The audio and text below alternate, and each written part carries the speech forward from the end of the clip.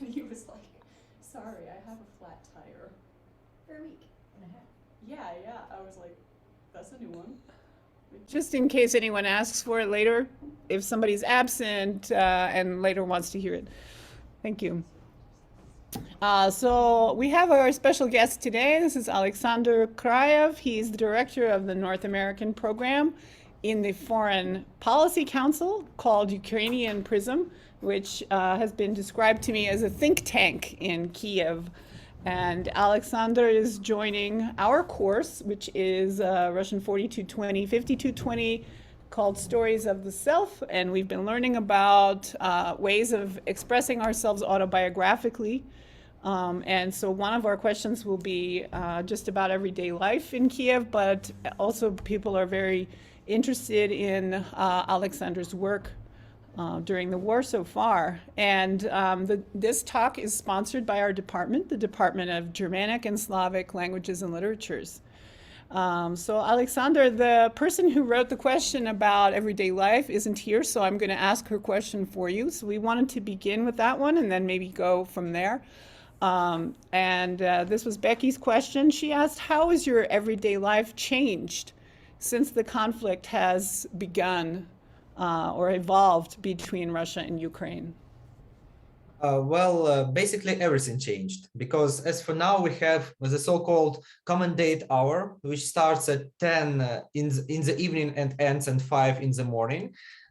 Before that, it was sometimes implemented for several days or even a week in a row, just because the sheer amount of Russian saboteurs and Russian agents working in Kiev to sabotage our industries, to sabotage our government, and so on. Also, the constant air raiding, which is commonly a common practice now for Russians, because, for example, we have a special application called Kyiv Digital. This generally it's an application for you to pay for your transport fees, be it in metro or with auto transport, everything. But as for now, this is our main mean to know where is an air raid siren is on. So let me switch it like that. So every red dot is the start of an air raid. Every green dot is the end. So it's a typical day in March, something like between 15 to 20 air raids per day. So it was our new normality, as we call it. So as for now, there are mostly 3 to 5 air raids per day. And when I say air raids, I mean everything, starting from missile strikes to generally airplanes trying to bomb Kyiv and Kyiv's inhabitants. But yes, that's a kind of normality now. Also, in each place where there's some important building, for example, an industrial building or some kind of governmental building or military facility, we have special checkpoints. We have checkpoints on each entry and each exit from the Kiev. For example, I am living 20 kilometers from Borispol airport, the main airport of Ukraine, and we have 7 layers of checkpoints getting from Kiev to Borispol in each direction. So every time you're passing through a checkpoint and you look some kind of suspicion, and I'm a man in my 20s, so I'm automatically suspicious. You should present your documents, you should present your destination, you should tell where are you going or why are you going there. And for example, is there some suspicious about you, they can ask you something only a local will know. For example, where is the Eltix store? And only the people living in my area know what is Eltix, because nowadays it is called by another name. And so if you're living here for several years, you'll know the answer. But if you're new here, you can get in trouble. What are they looking for? Are they looking to see that, make sure that you're not Russian or like a Russian spy? Definitely, because in the first days of conflict, during the first 2 weeks, we have, as I have already mentioned, a lot of saboteurs and a lot of diversion groups in Kiev trying to get into Kiev and trying to conquer at least some of the districts of Kiev. And their main goal was basically to occupy the governmental district in the center of Kiev. Fortunately, they were not successful in that, but every day since then, we have some kind of checkpoints even in our houses. Me and my neighbors are checking every day, every night, our rooftops, our main entrance. We have some kind of consolidation, some kind of a system within our messengers, within our inter-flat communication. So basically, when Russians were trying to destroy us with their chaos, with the creation of new normality, we answered with our cooperation, with our deep society, basically, because Ukraine is not a country of a deep state because of the many institutions are new, but we are the country of deep society. So, for example, our territorial defense, our district defense units, our cooperation within this civic society was a sheer volunteering force that stopped many of the Russian assaults on Kyiv. As for now, many businesses are reopening, for example, coffee shops or hairdressers. That's why I am like quite normal looking with my beard and everything. But still, we're trying to get back to normality. We're paying our taxes. We are getting ready for Easter holiday because we have Easter this Sunday. And so everything kind of look okay, but still air raid sirens remind us that we are still at war. And these air raid sirens, how do they know that these areas might be bombed? Like, how do they detect that? My colleagues from military experts explain me the algorithm. I'm not a military expert per se, but still the algorithm is as follows. We have several anti-air defense units around Kyiv. For example, near Borispol airport, on the western part of Dnipro, basically all around Kyiv. And when they spot with their radars that something is coming into the direction of Kyiv, into the direction of specific districts of Kyiv, they give a signal to those districts, to the local authorities, and local authorities enable the sirens. It may be just a rocket that is flying not towards Kyiv, but somewhere far more western, or just an airplane that's making a reconnaissance, but still they're making it safe. They're playing a safe game, just reminding us to be careful, because on the 55th day of war, many of our people are quite careless, so to say, because sometimes I'm looking through the window, I hear the air siren, and I still see the people are walking their dogs or the children playing in the yard. There are not a lot of them, but still they're kind of a careless behavior from my point of view. They got used to it. Yeah. Yeah. Interesting. Any follow-ups on that? Yes? Okay, so I'm going to mute my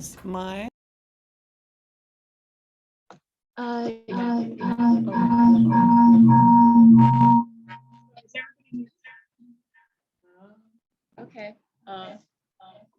Okay, it seems to be less echoey.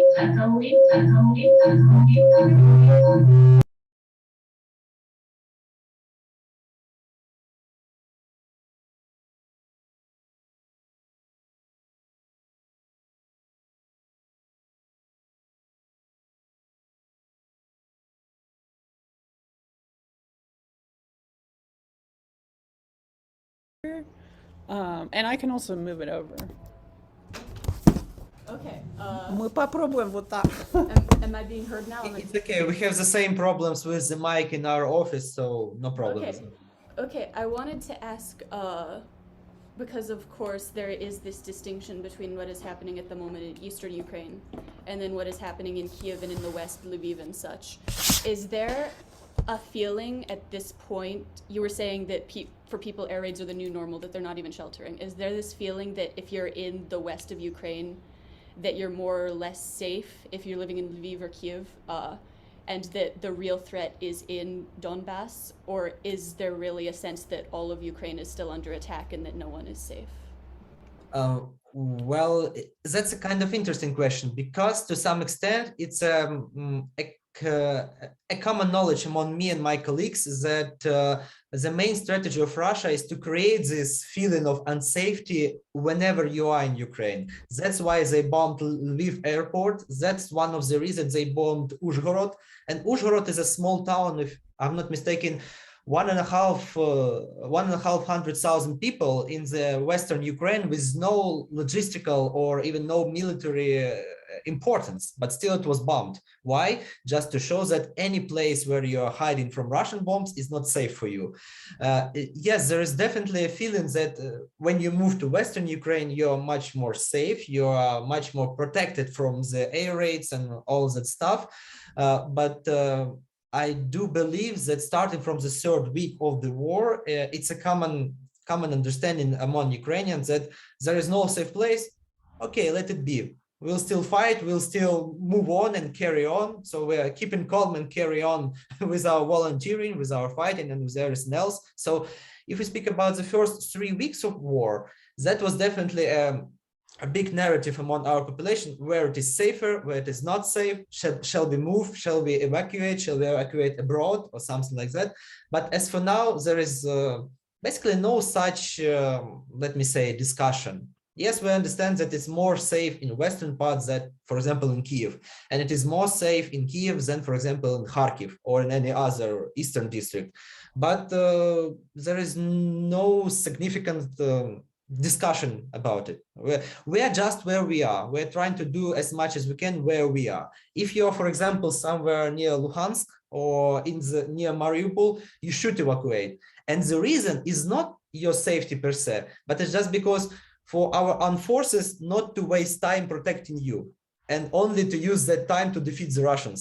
So it's like, it's so much patriotism that it's sometimes even not the safety itself, but we should defeat Russia. Why? Because they're attacking, because we must protect. It's not about me, it's not about my safety, it's about my country. And so, to sum up, during the first several weeks, yes, it was definitely a big discussion about where it is safer, where it is not. But as for now, it's not a big deal anymore. Other follow-ups on daily life you want to ask? Follow-up question on daily life, if I may. So you were saying, I think, that there's basically a curfew that began, this, if I understood correctly, that maybe people can't go out before 10 a.m. or something like that. I'm just wondering, how is that affecting schools? Are kids going to school every day? Has the school day been pushed back later? What about university students who maybe had an 8 a.m. class? Have those classes just been canceled? I mean, what can you tell us about academic or educational goings on right now and how that's been disrupted in Kyiv? Thank you so much. Thank you. It's a very important question because it was definitely disrupted. To some extent, we have lost during this war nearly 700 schools across Ukraine. And we lost, if I'm not mistaken, 2 universities, nearly fully destroyed, just by physically destroyed. And if we speak about the educational process itself, it is mostly online as for now, because, for example, in my school, which is several districts away, there is a big bomb shelter with a big storage of food and necessities for kids and for their parents. So mostly educational processes go on in that areas where it is safe. For example, in Lviv, they are planning to make their final exams in May. They're planning to start their educational processes in September. They're making all the preparations for that.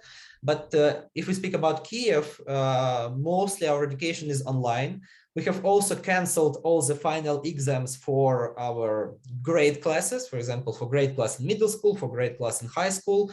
So that will be conducted in some new alternative variant. And this, what I mean by alternative, each institution will elaborate its own meanings of conducting their final examination, just because, for example, Kharkiv University cannot physically conduct these exams, so they will make some kind of online form. For example, my university, Kyiv University, they will be able to make these exams live, and so they will conduct them when it is appropriate.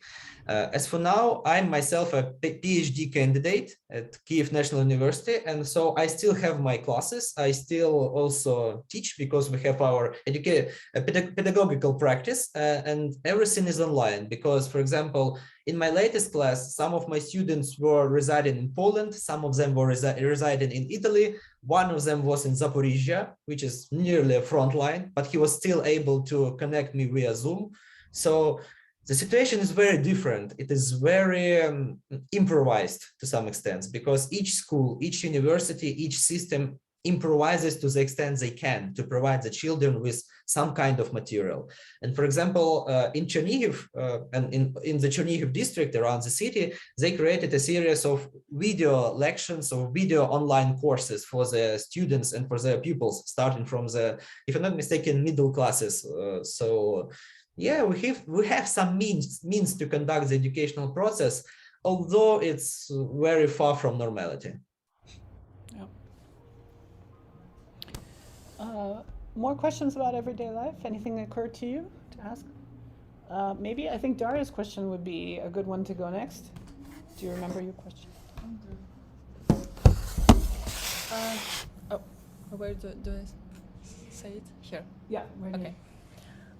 So my question was about the information in like social media, in magazines, in newspapers. And have you ever had a situation that information in your Ukrainian like media was totally different from the one presented in like some Western or Russian probably media, and what it is about?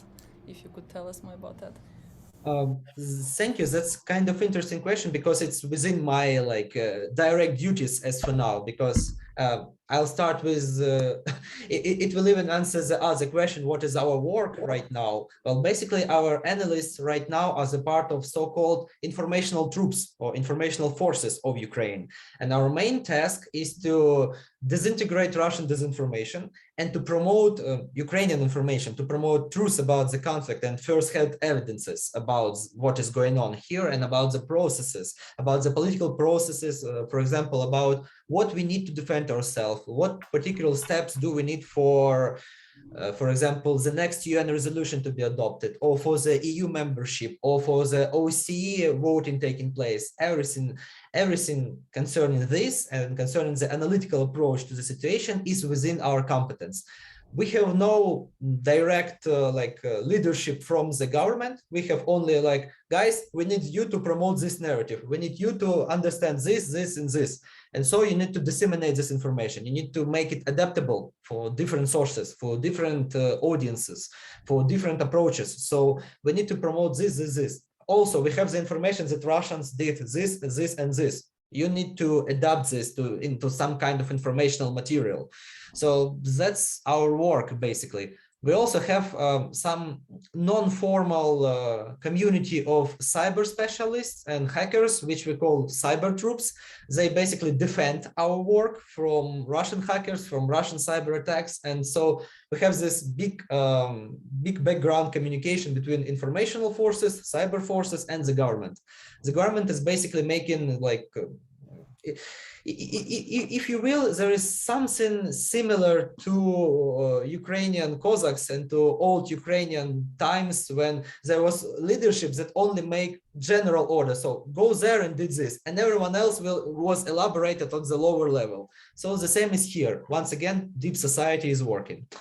And if we speak about the difference between, I should speak about the narratives, because some messages are very different, but messages are small and the narratives are the main vectors of our work.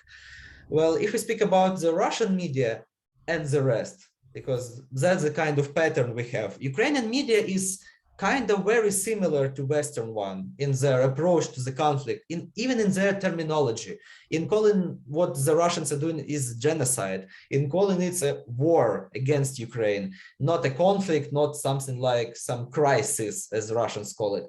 We're basically on the same page with the Western media, with Western analysts. There are some differences, but I'll return to them later.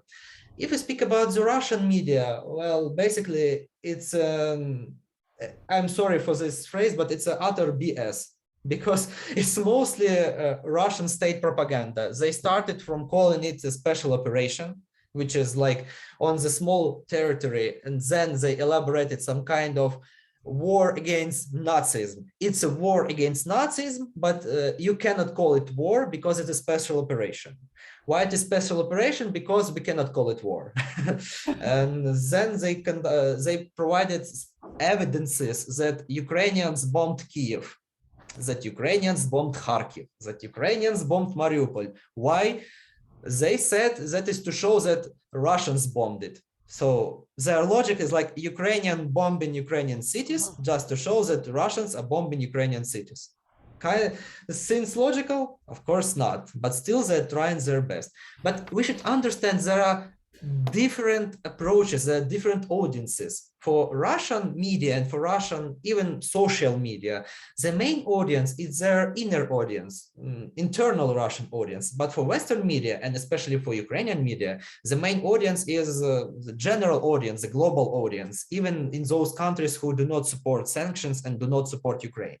That's, by the way, our main task as for now. We have been tasked for elaborating messages, for example, for Middle Eastern countries, for African countries, to approach Asian countries to some extent. We have different working groups working on that specific area because we still lack the acknowledgement of the gravity of this conflict, of the importance of the events taking place here. So if we sum up, generally Ukrainian media and Western media are on the same page, while Russian is a direct propaganda. But if we speak about the differences in Western media and Ukrainian media, there are some slight misunderstandings, shall I call them. For example, many of the Western anchors, media anchors and Western media are still glued to the term Putin's war. Like Putin started the war, Putin did all that, Putin is continuing this, but we have information that nearly 80% of Russians support Putin. And even in the police state like Russia, such a difference between groups of popularity, between the support of regime and anti-regime is quite showing, it's quite illustrious. And so it's not Putin who raped all those women in Irpin. It's not Putin who killed nearly 400 Ukrainian children.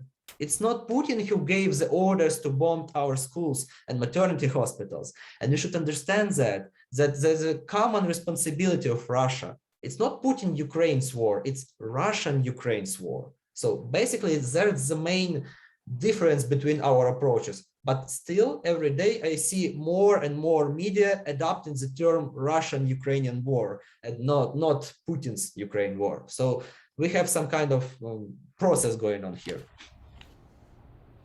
And you work directly in that sphere, yes? That's your job right now with the Ukrainian Prism?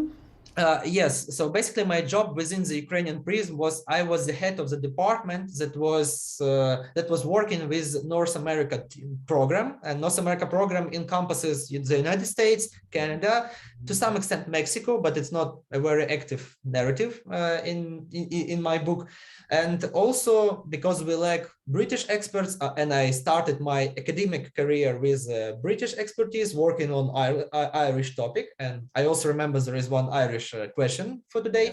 I also work with British Isles and with the Irish border problem. So basically we were working on ways to supplement Ministry of Foreign Affairs, Ministry of Defense, and Ministry of Economic Development in the work with British and with American counterparts. So how can we enlarge our cooperation with the United States, for example, or what additional strategies should be implemented?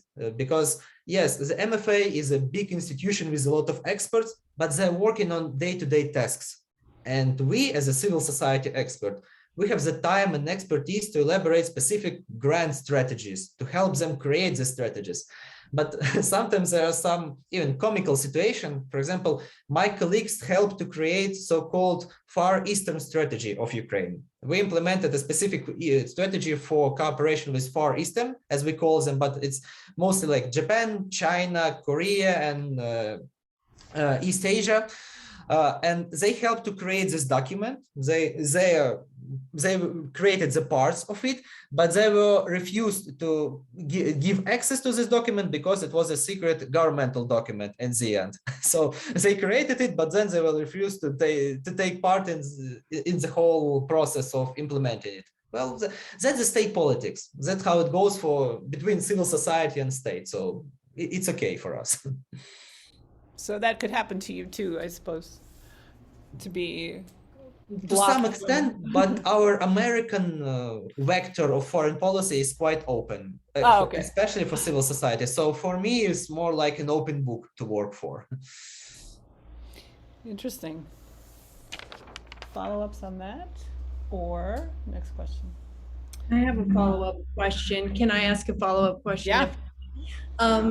I wanted to just go back to this issue of the Western media's presentation of the war as Putin's war, and your point that in Ukraine it's very important to cast it as Russia's war. And I think in the United States, the representation of it as Putin's war is partly a testament to just sort of the obsession with Putin that is a fact. But it's also, I think, representative of a desire to acknowledge that there are people in Russia who are not in support of the war. And even if you take something like a figure like 80% support of the war, if that's accurate,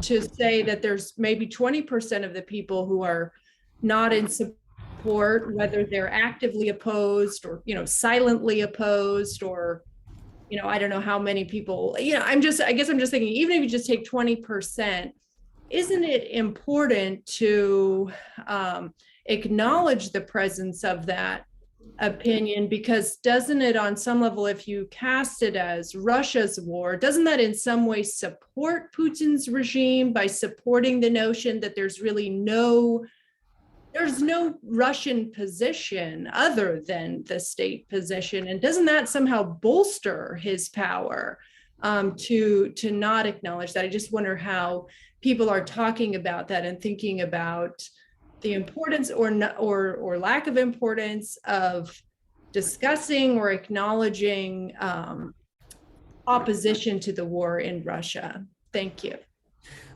Thank you for this question. I think it's a very important one because we worked on this issue even before the war. We were trying to contact like so-called Russian opposition, or they call them the Russian liberals, who are against Putin, who are against his regime, and who are trying to, as they say, they're trying to stop this regime. However, we see that there are no particular results to their work. We do not see any practical implications of their activities. And I do believe, well, that's my perception, that we in Ukraine do believe in the potential of deep society, in the potential of societal movements, because during the last 20 years, we have two revolutions, each one of which destroyed the potential dictatorial regime. First by Kuchma and Yanukovych in 2004, and then the Revolution of Dignity in 2014. So we do believe in the protests, in protest movements. We do believe in like societal, how should I call it? Societal backlash to governmental repressions and to governmental policy. So we can say we do not agree with our government. It's like in that popular anecdote from Ronald Reagan. We can go to the president's office, palm his desk, and say we do not agree with your politics, and it's okay for us. It's okay for us to go to the president's office with a protest the night before his departure to Brussels, and to say to him, you must do this, this, and this. Otherwise, we'll overthrow you. And we'll make everything possible so you will be in jail for the treason of Ukrainian people, because you misbehaved on the Ukrainian national interest. So for us, it's okay to implement direct democracy. For us, it's okay to be non-consent with the government. But for Russians, we do see many implications and many cases when their protests gone to nothing, basically. When Navalny was first poisoned and they were trying to imprison him, yes, they held protests. Yes, many of them were imprisoned and thrown to jail. But what is the result? Yeah, we do remember the protest on the Bolotnaya Square in 2010, and then in 2012, and then in 2014, then against the war. Once again, hundreds of people were jailed and thrown to prison. What's the result? Are there politicians more compliant with the voice of the people? as president, prime minister, and other ministers hearing the voice of the streets? None of that happened. And when our politicians do not hear the voice of the street, we make them hear. We do everything possible for them to hear, because we do understand that Ukraine is a young democracy, and young democracies are quite turbulent. Well, even if we see the history of the United States in its early stages, for example, the first 60 years of American democracy was quite turbulent, and the same for Ukraine. I do believe that 30 years is quite a young age for a sustained democracy, for sustained institutions. And we are still in the process of reforming our institution, of making them more applicable to the problems they are to resolve. We do believe that when there are no like legal and lawful means to make something happen, that the protest, the peaceful and democratic protest, is our resort to decide on specific issues. But when we see Russian protests, they're still very afraid of the system. They're still compliant with the system. And compliance with the system is the thing that basically kills the modern democratic protest. And that is why I do believe in Ukraine, we perceive there is no distinct possibility for Russian liberals and for Russian opposition to create some kind of a change. That's the first point. And the second point is really, really important. There is a common saying among my colleagues, and I do really support it. Every Russian liberal ceases to be liberal when it comes to Ukraine. So, for example, if we speak to any Russian politician that is against Putin, if we speak, for example, who's Crimea, to which state Crimea belongs, every Russian liberal politician will say, well, it is not yet decided. Navalny once said Crimea is not a sandwich, you cannot pass it alone, so it's Russian, let it be Russian, it's okay, it's decided. So if we speak about Ukrainian language, if we speak about the relations between Ukrainian and Russian language, every Russian liberal do believe that Ukraine should have the second official language. And our reaction is just like, why you decide instead of us? Like, we were living with Russian language for the last 400 years when the Ukrainian language was basically banned. There are still like 5 laws still in action in Russian Federation banning Ukrainian language as it is, banning publishing in Ukrainian language, banning speaking in Ukrainian language in public. So isn't that the time and the just condition to promote Ukrainian language, being Ukrainian in Ukraine? So there are still many misunderstanding with the level of liberalism and level of anti-Putinism in, for example, in Russian opposition. And also I'd like to, that's my personal experience, so we cannot transcend it on the whole population, but let me share with you my personal experience. I had some friends that were serving in Ukrainian military during the first phase of war in 2014, 2016. And in their battalion, there were some Russian guys. They were an opposition. They came to Ukraine to fight Russians. So they were like direct opposition to Putin, no questions to them. But they were speaking in an interesting terms, and I like to share it, because they were speaking, quote, we will create here in Ukraine a new Russia without Putin, because Ukraine is a kind of Russia we want. So we will start with Ukraine, and then we will create a new Russia in Russia. So that's kind of interesting approach as for me, because history is my hobby to some extent, and I do believe that history rhymes itself. It do not repeat itself, but it rhymes. And I do see the same thing, like from Kyiv, we will create the new Russia. From Constantinople, the second Rome, we will create the third Rome. And all that narrative historical stuff that Ukraine is more democratic Russia than Russia itself, but still Ukraine must be Russia. So it's other Russia, but it's Russia. And that's kind of narrative we do not like. And that's why we are kind of hopeless when it comes to Russian opposition.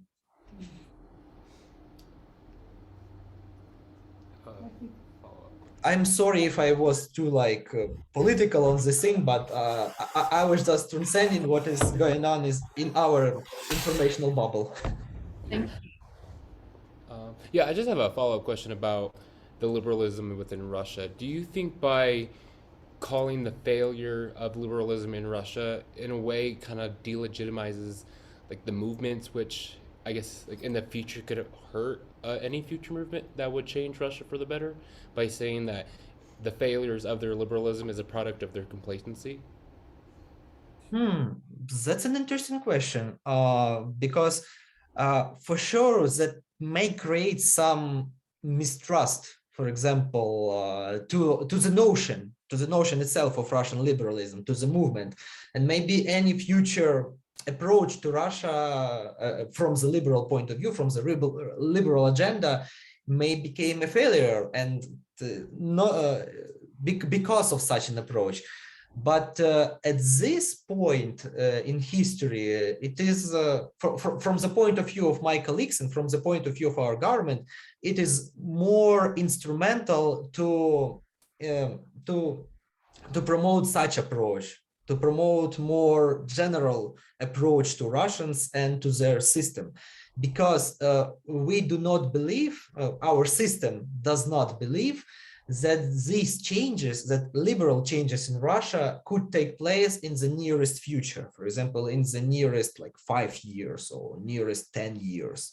We do believe that these processes will take time.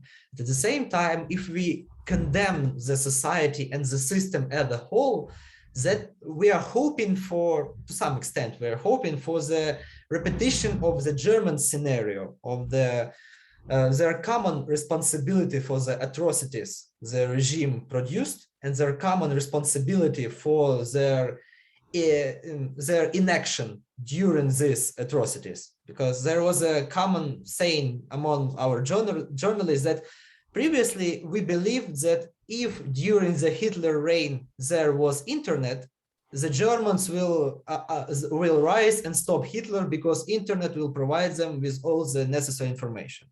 Well, nowadays, there are some ways for them to achieve that information. We know that VPN services are the most downloadable apps in Russia as for now. And so, once again, no direct results. And that is why I do believe that the common understanding here in Ukraine and expert society is that as for now, within this short-term historical perspective, we should condemn the system as a whole.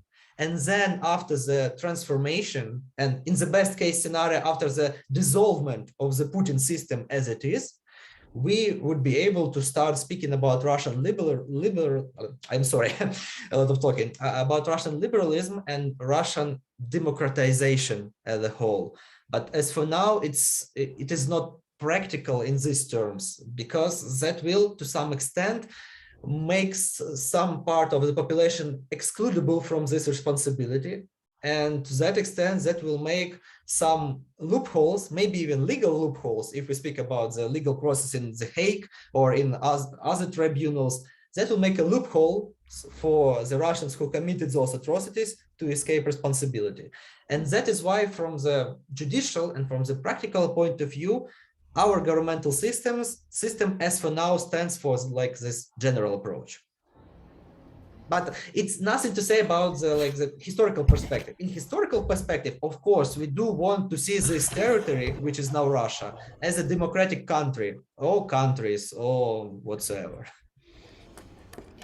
I wanted to ask, because we're talking a lot about this perceived failure of Russian liberalism, which, it is clear that in terms of facilitating regime change, it hasn't failed. However, we've been talking a little bit about data that shows, if that data is accurate, if there isn't, there are always elements influencing polling, as I'm sure we all know. The thing I'm interested in the data I've seen from Levada and others, while there is this widespread base of support for the war, there is also a consistent generational divide. So older people support the war more than younger people. Do you believe that the fact that younger people are less likely to support the regime and support the war represents a victory for Russian liberalism, in that we are now getting into generations that are more, we could say, pro-democracy or anti-Putin or anti-war? Or do you believe that it remains in question or it remains insufficient? Thank you for this question. I do believe that it represents a victory for Russian anti-militarism. And we should segregate between Russian liberalism as a political worldview and Russian anti-militarism as a societal worldview. Because for Russians, for generations of Russians, there was a common saying, let it be no war. Like the war was the greatest grief they could come onto the people. And so as for now, we see that younger generations, younger population do not support the war just because they are obliged to fight it, because they're being drafted into military. They're dying here in Ukraine. So basically, I don't think it's liberalism or democratization per se. It's more anti-militarism, and it's willingness to live, basically, because they're being drafted. Their taxes are being increased. They are receiving much less money. They are being they're being thrown out of their resources, like their basic goods, Netflix, McDonald's, everything else. Their government is getting rid of that, and they are suffering from it because the governmental level is far from reach for most Russians, especially for younger Russians. They have less prospects for their future. They have less prospects for a democratic Russia. And they do believe that that's all about the war. And they're also getting drafted into the war, being killed, injured, and everything else. So basically, it's not so much about the political view as of the societal view, that war is bad, so we must stop it. And for older generation, well, older generation is still very dependent on television. And television is 100% dependent on the state agenda. And state agenda is, it's no war, it's a fight against the Nazism. And we defeated Nazism 77 years ago. We must defeat it once again. But so they do believe in this repetitive achievements of Russian people, as they call it. So in their doctrine, the Soviet Union was only about the Russians, not about Ukrainians, Georgians, Belarusians, Armenians, Azerbaijani, anyone else. So it was only Russians fighting, it was only Russians dying. And so within this concept, this war is very much logical for the older generation. But for the younger generation, as I have already mentioned, it is a loss of life, loss of wealth, and loss of perspective. And also, we had an interesting information several days ago. I didn't see it in American media, so maybe it will be interesting for you. For example, Levada Center, for their recent polls, for 2 recent polls, they recruited policemen to ask the residents of Russia about their view on war. So you can only imagine in a police state, when a policeman asks you, what do you think about Putin's policy? I don't think there are anyone so courageous to say something bad about the regime or their politics. So they're implementing these small but quite an instrumental approaches to make this data look very, very good for the regime. And I have one small follow-up on that. Do you produce Russian language, or does Ukraine produce Russian language content for those people that can reach it with VPNs? Definitely. We have a specific, as we call it, inomовлення, so international broadcasting system, and it works in 3 languages, if I'm not mistaken, Russian, English, and Spanish or Arabic. I do not remember, maybe Spanish preferably. And still, yes, I personally, as a journalist, as a political analyst, I was broadcasting several times for the Russian-speaking Ukrainian broadcast. I'm also still translating some of my articles into Russian. Mm-hmm. So yeah, we're still trying to reach this audience, but also we should remember that many of our compatriots, especially from the eastern and southern region, are still learning Ukrainian. And so me, myself, I'm bilingual. Starting from the moment I began to learn any language, I was divided between Ukrainian and Russian. So my family was divided between Russian, Ukrainian speaking. Everyone on my streets spoke Russian. Everyone in my school spoke Ukrainian. So we are all bilingual from birth. So it's okay for us to still to speak to some extent Russian, but speaking Ukrainian as for now is more like a patriotic position than than anything else. You want to go to the Irish question? Sure. Yeah, kind of changing gears a little bit. You had mentioned you're on one of your research interests in the Irish border. I was wondering if you viewed the current backstop as a viable long-term solution, and if there was anything over the course of that history that the EU could learn and apply in approaching their support for Ukraine.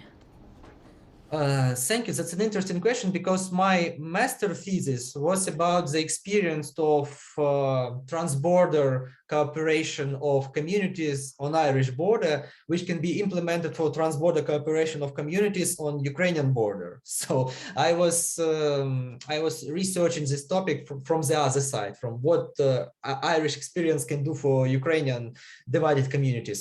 But if we speak about the backstop as it is, I do think that if it is not if it was not about the economic part of Brexit, it will be a viable solution for quite a long time. I do not think it's an end goal, it's an end solution, but still it will be some kind of stability for all it's happening. But still we do not see any viable solution for the Irish border. Will be a sea border and then it will enrage Protestants, or will be a land border and it will enrage Catholic minority. Oh, maybe soon it will be majority, by the way. Also demographical part of the issue is very important.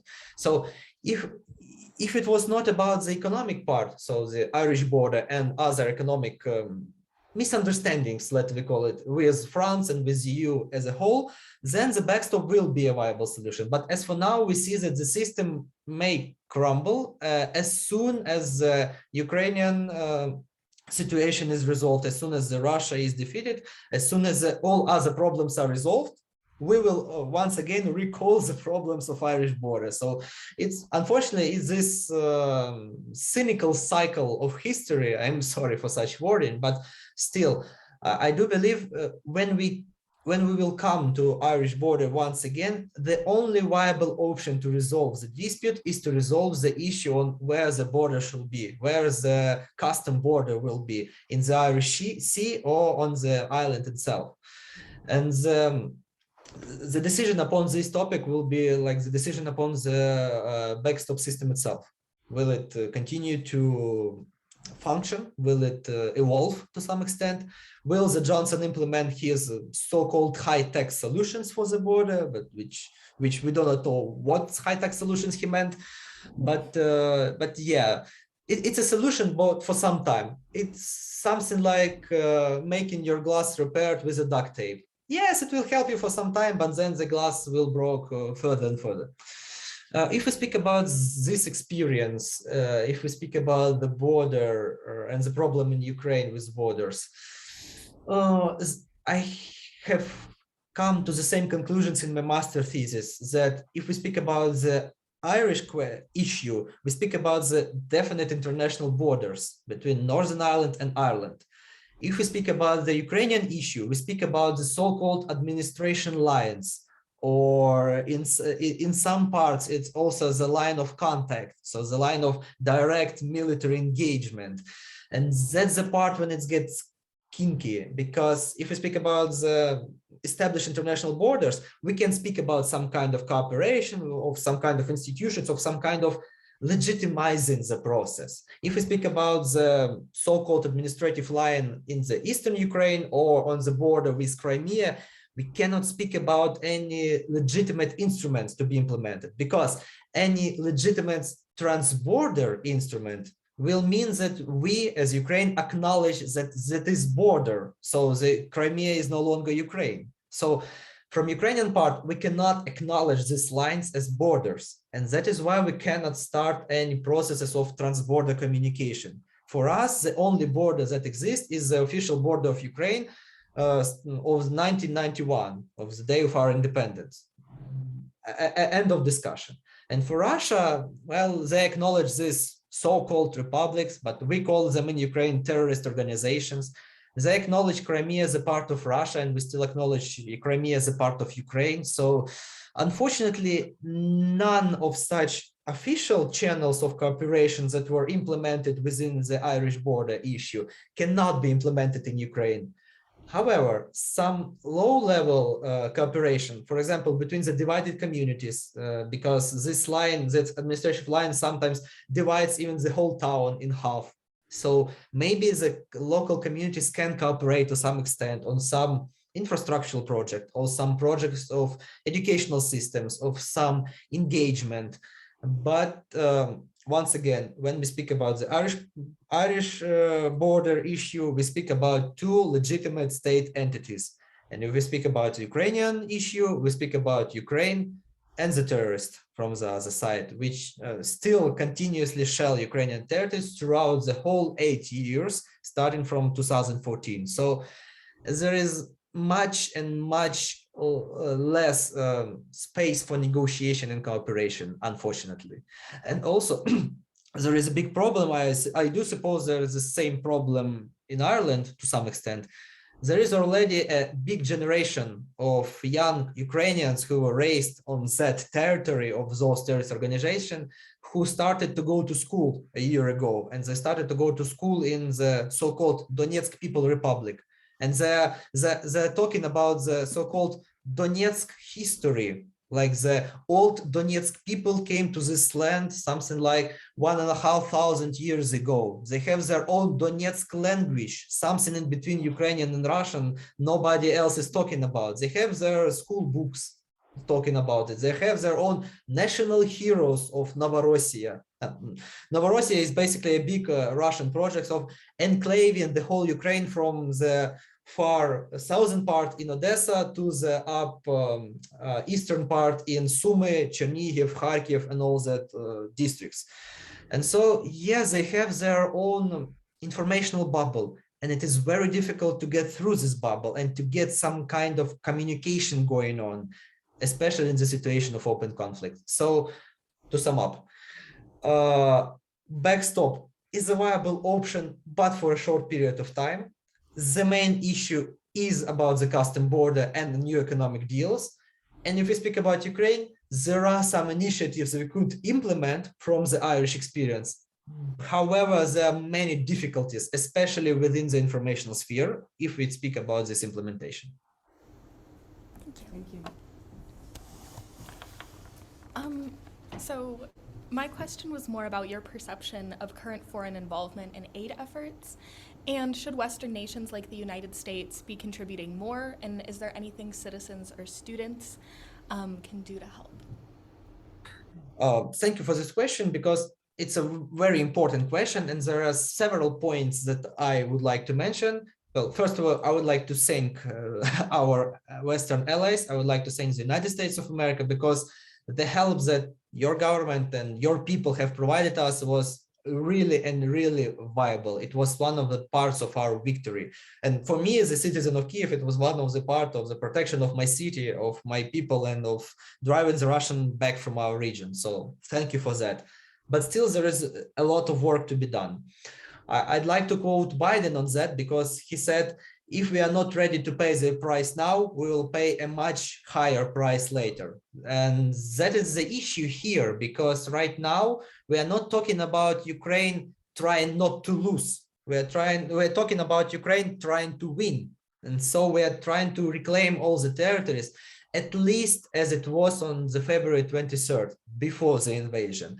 And the main goal now is to provide Ukraine with offensive weapons. And today Biden made a speech providing us with artillery pieces, with howitzers, with new drones. And that was the part we were talking about. That was the integral and very important part of new Ukrainian offensive, because we should have this equipment. We should have more of such equipment. And for example, Canada, the United Kingdom of Great Britain, they're also ready to provide such equipment. Also Poland, the Baltic states, the Netherlands, if I'm not mistaken, they're all providing us with the offensive equipment. And that's, as we call it, the second part of this package of military help, of military assistance. And that's the one that we should talk about. The second point, which is, as for now, is under consideration, as Boris Johnson called it, the second Marshall Plan for Ukraine. Because I will sound rather cynical now, but this war provides Ukraine with one of the biggest investment opportunities in Ukrainians' history. Just because the main blockage for foreign investment into Ukraine was the threat of Russian invasion, that all investment will be lost, like what Western analysts said. Within 72 hours, the Kyiv will be claimed by Russians. Within 96 hours, the Lviv will be obliterated by Russian artillery. So it's now like the 55th day of the Russian assault, of full-fledged assault, and they are not able to take the smallest of the big cities in Ukraine. So what can we tell about their possibilities in military? And that is why the investments into Ukraine are now much more viable option, but not now, after the end of war and the victory of Ukraine, because many of our old industries are destroyed. Many of our small businesses and medium-sized businesses are struggling without financing and without money. And many of those businesses are already present at European markets. So the new Marshall Plan should encompass a great amount of money, but mostly not just giving it to us like you should have it with no repercussions, investing it into Ukraine, because Ukraine is a viable agricultural power. It's nearly an agricultural power. We provide nearly, if I'm not mistaken, 22% of barley to international market and nearly 80% of own sunflower seed oil to international market. For example, as for now, I'm sure you've already heard, the problems with our agriculture sphere will create a hunger for nearly 1.5 billion people worldwide. So you just can imagine that our agriculture is quite a good place to invest. It's kind of a good place to make money from. The same comes to our infrastructure. We just started to build our railway system as a new system. We just started to build our road systems. We can make payable roads here in Ukraine. We already have a bill for that, which can become a law after the war. So yeah, we have some prospects for investments in small business, in medium-sized business, in big international corporations working here in Ukraine. So the Marshall Plan is not only about the credits to our government, it is also about the investments into our society, into our businesses, into our economy. So being very practical and telling you this from the point of view of, for example, Western economies, it is very profitable to invest into post-war Ukraine, just because it's a window of opportunities. It's a new liberal economy that is getting ready to be a part of European economy with all the necessary control from European institutions, all the necessary changes to the law system and everything else. So that's the kind of help we will also need. And the third part is, of course, the hard one. It's the humanitarian part. It's about the genocide against Ukrainian people. It's about the repercussions for those who created this genocide. It's about the responsibility of Russian regime and of Russian forces, because no photo will ever provide you with the feelings that you have on the ground. Because for example, my girlfriend is from Irpin. I helped her to evacuate on the second day of war. So she was not there when all the atrocities happened, but we were there in Irpin 1 week ago. I helped her to get her belongings from there. And it's just horrendous. If we will have some time, I will be able to show you some pictures from there, but still, there will be a big legal process after the war. There will be thousands, if not tens of thousands of witnesses and of victims of these atrocities, of the rape, of the murders, of the destruction of property, of the burned down houses with the whole families inside. So we will need international support to make Russia and Russian soldiers and Russian politicians accountable, because if they are not made accountable, that will be our new normality. And this normality is something we were trying to get rid of, starting from the end of the Second World War. That is something that the whole civilized world was running from all these years. And now we have this once more on European continent. You know this famous theory that one country with McDonald's cannot attack the other countries with McDonald's. And now we have the other situation. One country with McDonald's creating a genocide on the territory of other countries with McDonald's. So for us, it was expected to some extent, because we knew who Russians are. We are living close to them for the last 400 years. Well, 400 years and as they have enslaved us, and nearly 30 years and as we have broken free. And so, yeah, we were waiting for such atrocities, but not at this volume, not at this extent. And so the third part, after the military help, economic re-establishment, the third one is socio-humanitarian help. We need international support and acknowledgement of these crimes. And how can we help? Ask him that. Oh, thank you. And then also just the last part, is there anything that we in particular, maybe as students or as citizens, especially maybe in our academic environments, could help? Well, yes, there are some things that you can do. We have a specific, how can I call it, methodological, informational materials for such, so for such help. And I do hope and I do believe that I will be able to share them with you, maybe through mail or through any other. So I will provide you with tools, with information if you need. And also, if we speak about like the basic level, we should not make this topic silent, because, you know, in informational sphere, in journalism, there are like from 2 to 3 weeks term when the topic is quite active, when it is interesting for people, when people share it, when people talk about it, when they go protesting, when they discuss it. But now it's like nearly the second month of the assault is coming to an end, and there is still such atrocities going on and still such problems going on. So what we should do as academia, as an expert society, we should formalize this issue.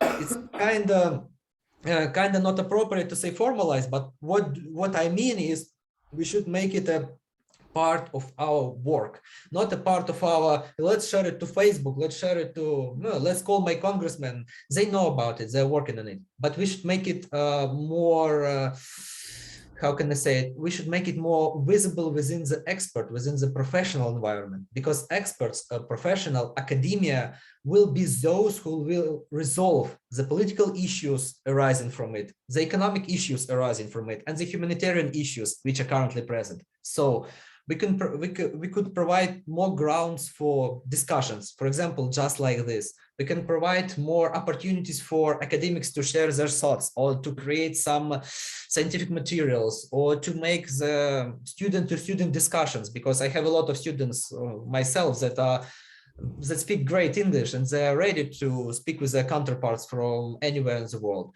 So we need to make this topic visible within the expert sphere and academia sphere, to make it more like formalized, or more formal, not only about emotions and grief and pain, but also about like smart and dedicated discussion. Okay, we have such situation, we have these atrocities, we have this autocratic regime.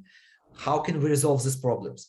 What problems will arise? What is, for example, the end goal of the whole thing? So what is the end goal of Russia? What is the end goal of Ukraine? What is the end goal of the West? So to make it formal, to make it into a strategy, and then to implement the strategy. So from a student level, more expert analytical academia discussions, more formalized approach, more scientific approach, basically, and more context, more contacts, because we have great minds here. We have a lot of my colleagues, for example, my dean, my supervisor from my university, they all stayed in Kyiv during the bombings, during everything. They were all trying to prevent our university from being destroyed.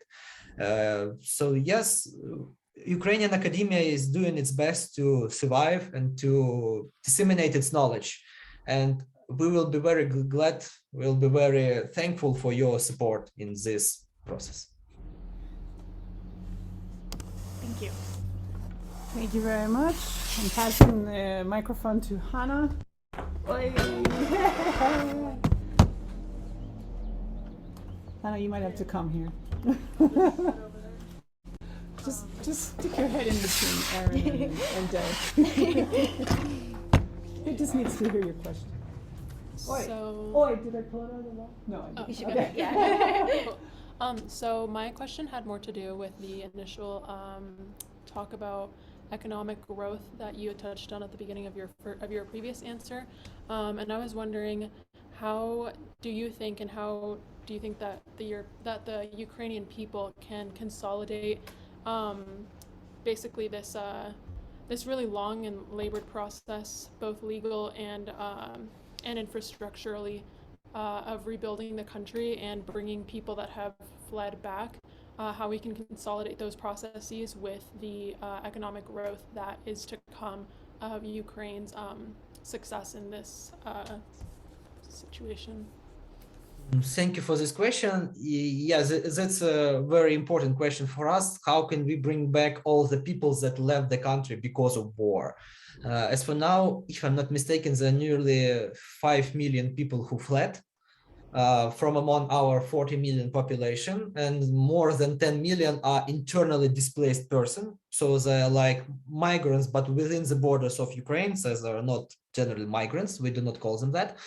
But our government are making timely and nearly every week make a survey of how many people are willing to return to Ukraine after leaving it and living abroad. Well, as for now, nearly 85% of Ukrainians are willing to return back because they view Ukraine as their home.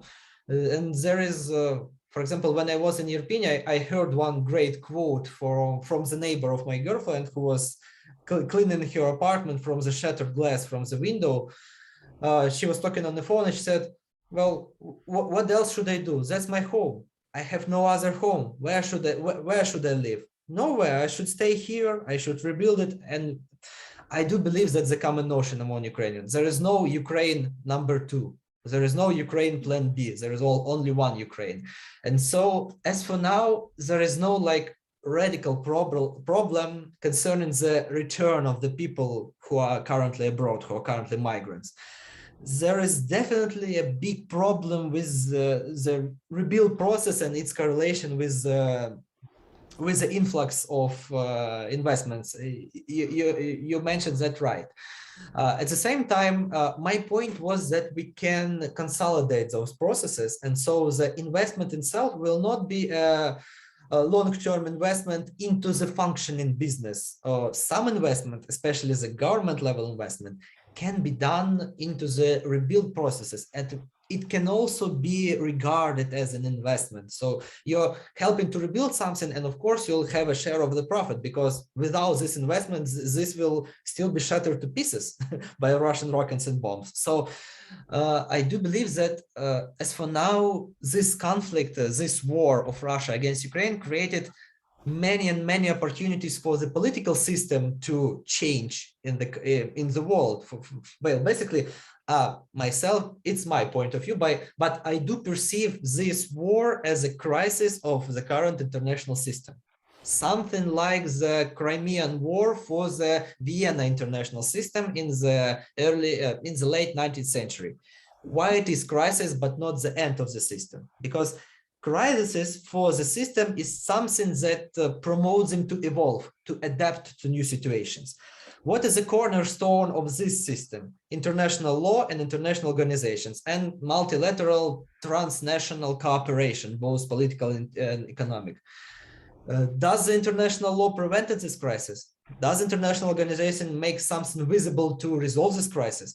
does transnational connections of Russia stopped Russia from starting this war? None of this is true. And that is why I do perceive this as a crisis. So now the international system should evolve to some extent, new mechanisms should be elaborated, and the same goes to economic system. So for example, this new, as we call it, second Marshall Plan, what will be these investments? How will we call them? What will the system of what will this system be like? How this money will be lended to Ukraine? On what specific conditions? To what specific extent? So everything should be elaborated just from the ground zero, just because the previous instruments and the previous normalities are not working as for now. And that is why it is interesting for us to discuss this, and that is why it's interesting for all academia and international students to work on this issue, because there is terra incognita for politics, economics, and humanitarian disciplines alike. So let us see. But my point of view is that we can consolidate the process of rebuilding Ukraine and the process of investment in Ukraine, but we need new instruments for that. And I cannot disclose all the details, but currently our experts who work with Ministry of Economic Development are working on such instruments.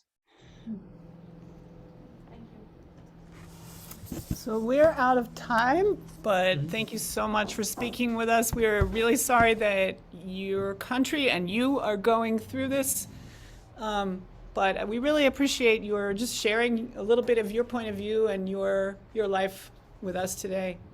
And we would like to stay in touch, and definitely send us how else we can help.